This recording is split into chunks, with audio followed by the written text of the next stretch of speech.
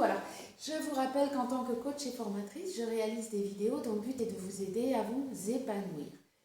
Actuellement, je vous parle des blessures et des peurs et la vidéo que je réalise actuellement va vous permettre d'identifier si vous êtes concerné par la peur de l'abandon et puis va vous donner des pistes pour passer à autre chose, passer à des relations amoureuses plus saines et puis vous épanouir de façon autonome et avec les autres, dans vos relations avec les autres.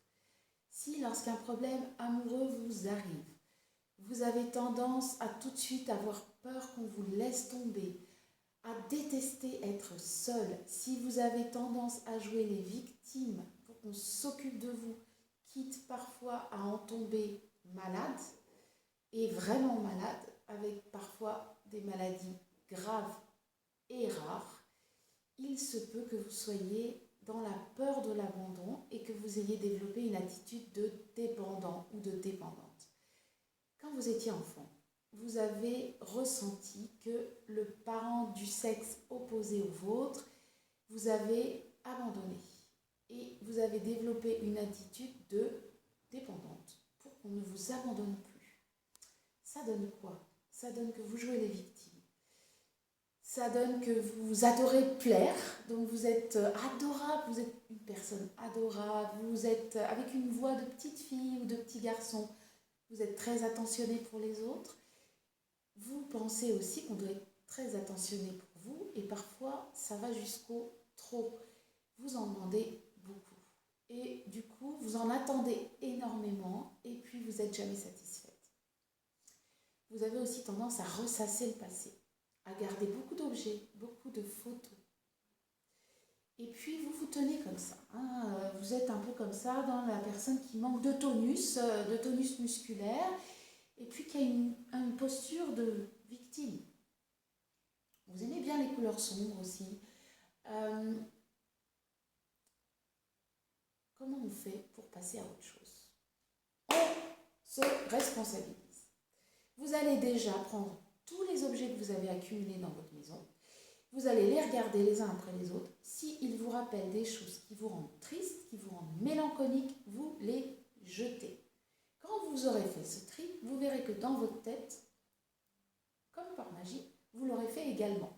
Vous allez garder le passé gai, le passé joyeux, et puis vous allez aussi mettre des couleurs un peu plus gaies sur vous. Vous allez changer votre posture. Voyez là, comme ça, bof. Comme ça, je suis la même personne, mais je n'ai pas la même attitude. Et les autres me voient forcément comme quelqu'un d'adulte et de responsable. Vous allez accepter que l'amour que vous demandez à votre compagnon ou à votre compagne n'est pas de ce monde. Aucun être humain, même avec l'amour le plus magnifique qu'il puisse avoir, même avec les meilleures intentions du monde, ne pourra pas répondre à votre soif d'amour absolu. L'amour absolu n'est pas de l'ordre des relations de couple. L'amour absolu, c'est dans la spiritualité que vous allez l'obtenir, dans l'art aussi, parce que vous avez du talent et vous avez gâché votre talent pour jouer les victimes, pour qu'on reste à vos côtés. Quand on est dans ce rôle, on se rend malheureux, parce que je l'ai dit, on peut même se rendre jusque malade, mais aussi vous rendez malheureux votre partenaire, parce que votre partenaire, il ne s'épanouit pas, quoi, hein. Il est là pour vous aider et du coup, il a l'impression que ce qu'il donne, c'est jamais assez, c'est vraiment frustrant. Et puis, il se sent renfermé. Il ne peut pas s'épanouir et il ne peut pas développer, je dirais, son épanouissement, lui non plus, hein, ou à elle non plus. Alors, quand on ne se sent pas épanoui, un jour ou l'autre, on a envie de partir. Donc, les relations saines, les relations durables, elles marchent quand les deux personnes sont responsables, sont des adultes avec une vie privée, chacun de leur côté, et puis il y a un nous. Hein, il doit y avoir 3 personnes dans une relation de couple. Vous, lui et le nous que vous allez créer avec des choses que vous aimez faire à deux. Mais laissez-lui sa liberté, laissez-lui l'épanouissement dont il a besoin. Vous verrez qu'après, il n'aura pas envie de partir.